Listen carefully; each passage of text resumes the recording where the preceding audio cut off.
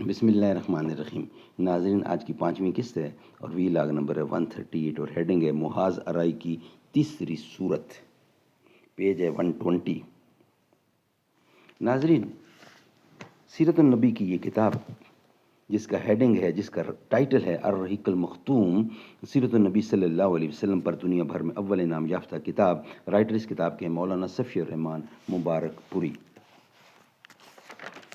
رابطہ عالمی اسلامی مکہ مکرمہ کے زیر اہتمام منعقدہ سیرت نگاری کے عالمی مقابلے میں اول آنے والی عربی کتاب کا اردو ترجمہ۔ بسم اللہ الرحمن الرحیم۔ یسقون من رحیق مختوم، یہ لوگ سرے بمہر شراب پلائے جائیں گے۔ قال اللہ تعالی وَإِن تُطِیعُوهُ تَہْتَدُوا، اور اگر اس کی فرما برداری کرو گے تو راہ پاؤ گے۔ قال النبی صلی اللہ علیہ وسلم خیرکم من تعلم القرآن وعلمہ، بہترین لوگ وہ ہیں جو خود بھی قرآن پڑھیں، دوسروں کو پڑھائیں، سکھائیں اور لکھائیں۔ ہم سمجھتے تھے کہ لائے گی فراغت تعلیم، کیا خبر تھی کہ چلا آئے گا الحاد بساط۔ وہ صداقت کے لیے جس دل میں مرنے کی تڑپ، پہلے اپنے پیکر خاکی میں جان پیدا کر۔ تم سے پہلے وہ جو ایک شخص یہاں تخت نشین تھا، اس کو بھی اپنے خدا ہونے پہ اتنا ہی یقین تھا۔ محاذ ارائی کی تیسری صورت، وی لاگ نمبر 138 اور آج کی 5ویں اور آخری قسط، پہلوں کے واقعات اور افسانوں سے قرآن کا مقابلہ کرنا اور لوگوں کو اسی میں الجھائے اور پھنسائے رکھنا۔ چنانچہ نضر بن حارث کا واقعہ ہے کہ اس نے ایک بار قریش سے کہا، قریش کے لوگوں، خدا کی قسم تم پر ایسی افتاد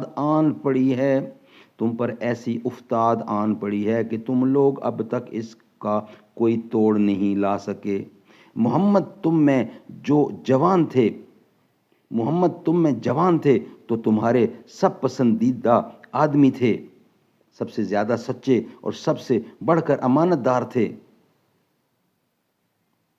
اب جب کہ ان کی کن پٹیوں پر سفیدی دکھائی پڑنے کو ہے، یعنی ادھیڑ ہو چلے ہیں، اور وہ تمہارے پاس کچھ باتیں لے کر آئے ہیں، تو تم کہتے ہو کہ وہ جادوگر ہیں۔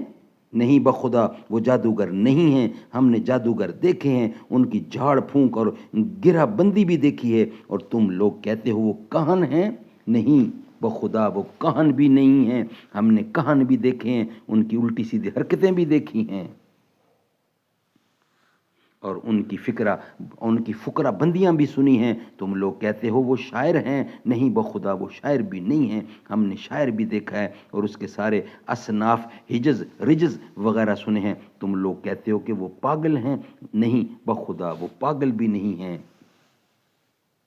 ہم نے پاگل پن بھی دیکھا ہے۔ یہاں نہ اس طرح کی گھٹن ہے، نہ ویسی بہکی باتیں ہیں، نہ ان کے جیسی فریب کارانہ گفتگو۔ قریش کے لوگوں، سوچو، خدا کی قسم تم پر زبردست افتاد آن پڑی ہے۔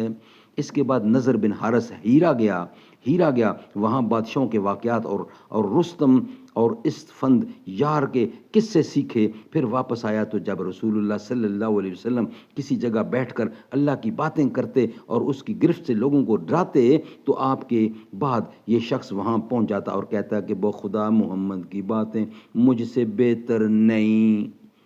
اس کے بعد وہ فارس کے بادشاہوں اور رستم و اسفند یار کے قصے سناتا، پھر کہتا آخر کس بنا پر محمد کی بات مجھ سے بہتر ہے۔ ابن عباس کی روایت سے یہ بھی معلوم ہوتا ہے کہ نضر نے چند لونڈیاں خرید رکھی تھیں، اور جب وہ کسی آدمی کے متعلق سنتا کہ وہ نبی کریم کی طرف مائل ہے، تو اس پر ایک لونڈی مسلط کر دیتا جو اسے کھلاتی پلاتی اور گانے سناتی، یہاں تک کہ اسلام کی طرف سے اس کا جھکاؤ باقی نہ رہ جاتا۔ اس سلسلے میں یہ ارشاد الہی نازل ہوا، وَمِنَ النَّاسِ مَن يَشْتَرِي لَهْوَ الْحَدِيثِ لِيُضِلَّ عَن سَبِيلِ اللَّهِ۔ 31 کی 6 آیت۔ کچھ لوگ ایسے ہیں جو کھیل کی باتیں خریدتے ہیں تاکہ اللہ کی راہ سے بھٹکا دیں. کچھ لوگ ایسے ہیں جو کھیل کی بات خریدتے ہیں تاکہ اللہ کی راہ سے بھٹکا دیں. 31 کی 6 آیت. ناظرین آج کی 5 قسط ہماری کمپلیٹ ہوئی. نیکسٹ انشاءاللہ کل معاذ آرائی کی 4تھی صورت وہ ہم آپ کے سامنے رکھیں گے. آج کمپلیٹ ہوا ہمارا آج کا سیگمنٹ، یعنی 5 ویلاگ. یہ آخری ویلاگ تھا 138 جو کمپلیٹ ہوا. ہر دل میں تصور میں، ہر وقت تصور میں، ہر دل میں مدینے کی گلی ہو، اور یاد محمد کی میرے دل میں بسی ہو. یا رب مدینے پاک میں جانا نصیب ہو، جانا نصیب ہو تو نہ آنا نصیب ہو. رکھ دوں در حضور پہ جب میں جبین شوق، چوکٹ سے ان کے سر نہ اٹھانا نصیب ہو. در در کی ٹھوکریں ہیں جو میرے نصیب میں، عشق نبی میں ٹھوکریں کھانا نصیب ہو.